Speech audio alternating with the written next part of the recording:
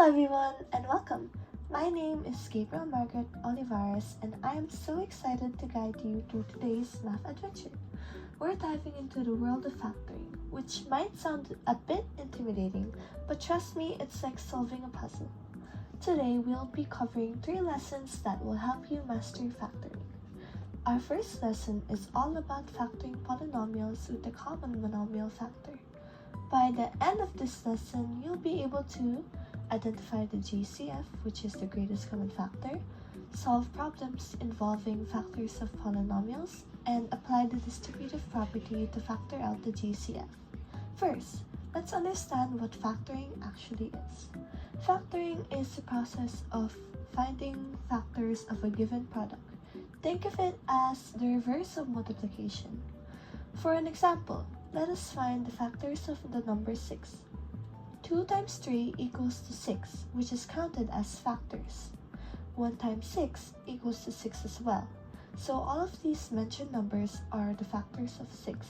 Therefore, the factors of 6 are 2, 3, 1, and 6 itself. We're practically breaking down a number into smaller pieces that multiply together to give us the original number. This is super important for what's coming next. Now, let's talk about the greatest common factor, or the GCF. Greatest common factor is the largest value of a number, variable, or a combination of numbers and variables, which is common in each term of a given polynomial. The GCF is the biggest thing that can divide evenly into all the terms in our expression. Finding it is key to factoring. Now, we will find the GCF of these following numbers. We will first write down the prime factorizations of each numbers. 16 and 28. Take these numbers as an example. 4 times 4 equals to 16, which can also be written as 2 times 2 times 2 and times 2. And 7 times 4 equals to 28, which also can be written as 7 times 2 times 2. Therefore, we can find the greatest common factor when we multiply 2 times 2, since number 2 is used in both factoring. 2 times 2 is equal to 4, so our greatest common factor here in 16 and 28 is the number 4. Overall, we broke down 16 and 28 into their prime factors. Then, we found the factors they had in common and multiplied them together to get the GCF, which is number 4. Alright, now, let's move on to common monomial factoring. Common monomial factoring is the process of writing a polynomial as a product of 2 polynomials. To ensure that the polynomial is the prime polynomial, use the greatest common factor of each term of the given polynomials. Factoring of the polynomial is just like rewriting a polynomial as a product of polynomials of a smaller degree. So basically, we're just taking out the common piece from each term in the polynomial and writing it as a product of 2 smaller polynomials. Here provided examples. The standard forms given are 6 squared plus 2x, 4x squared plus 6x, and 3x squared plus 6. While the factor forms given are 6 times the quantity x plus 2, 2x times the quantity 2x plus 3, 3x times the quantity x plus 2. Notice how the factored form is just the standard form rewritten with the greatest common factor taken out. Now, before we move on, let's quickly review 2 techniques for multiplying polynomials because they're closely related to factoring. These techniques are the distributive property and the FOIL method. First up, the distributive property. Example number 1 is 4 times the quantity 3a plus 2 equals 4 times the quantity 3a plus 2 equals 12a plus 8. And example 2 is negative 2x squared times the quantity 2x minus 1 equals negative 2x squared times the quantity 2x minus 1 equals negative 4x cubed plus 2x squared. See how we're multiplying the term outside the parentheses by each term inside? That's the distributive property in action. Next, we have the FOIL method, which is the first, outer, inner, and last. They are made of 4 multiplication steps. FOIL is just a handy acronym to remember the steps when multiplying 2 binomials, which is expressions with 2 terms. The given is the quantity a plus 4 times the quantity a plus 4. Both the outer and inner part has the same term, so we will multiply those two, giving us 8a. Therefore, the answer is the quantity a plus 4 times the quantity a plus 4 equals squared plus 8a plus 16. Basically, the first steps are multiply the first terms, the outer terms, then the inner terms, and finally the last terms. Then we combine any like terms to simplify. Here are steps in factoring polynomials with greatest common monomial factors, which can also be called as GCMF. Number 1. Find the GCMF. Number 2. Divide each term in the polynomial by its GCMF. Number 3. Combine the answers in step 1 and step 2 as a product.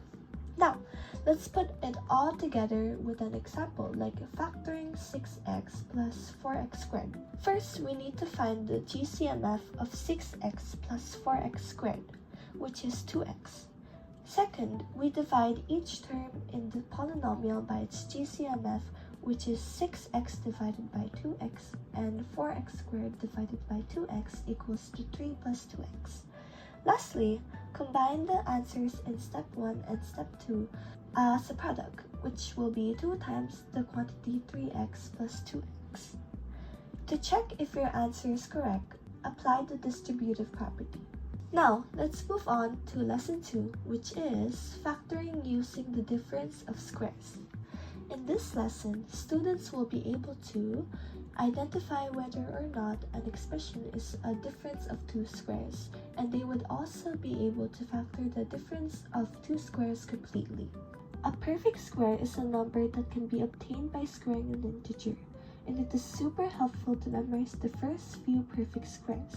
But first of all, we need to be able to recognize perfect squares by determining the patterns. These examples shown on the screen are perfect squares. You should be able to list off the first 15 perfect squares, which are also shown on the screen. Now, let's talk about the difference of two squares. If x and y are real numbers, variables, or algebraic expressions, then they would be x squared minus y squared. The difference of two squares is basically the product of sum and difference of those two terms, which is x squared minus y equals the quantity x plus y times the quantity x minus y. This pattern says that if we have something squared minus something else squared, we can factor it into the sum and difference of those things. Now, if the given is 9x squared minus 100, we can rewrite it as the difference of two squares, which would be the quantity 3x squared minus the quantity 10 squared. Then, copy the first and second term, which will turn into the quantity 3x plus 10 times the quantity 3x minus 10. So, the factored form is the quantity 3x plus 10 times the quantity 3x minus 10. So basically, what we did there is rewrite the expression as something squared minus something else squared. Then, we apply the formula to get the factored form. Alright, awesome work everyone. Now, let's move on to our final lesson, factoring perfect square trinomials. In this lesson, students will be able to accurately determine if a trinomial is a perfect square trinomial, and they would also be able to correctly factor a perfect square trinomial. An example of a perfect square trinomial is x squared plus 8x plus 16. The first term must be a perfect square. The middle term must be twice the product of the square root coefficient of the first and last term.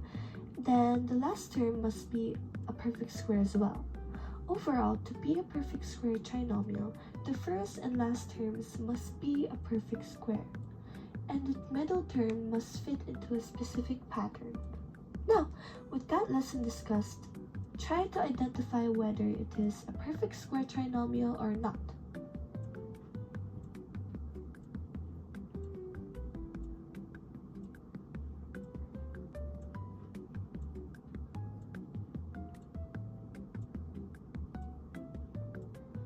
Thank you for trying to identify the answers, and here are now the correct answers provided. And that's it for today's lesson on factoring. I hope you found it helpful and that you're now feeling more confident in your factoring abilities. Remember to practice and you'll become a factoring pro in no time. Thank you for joining me and I'll see you next time. Goodbye!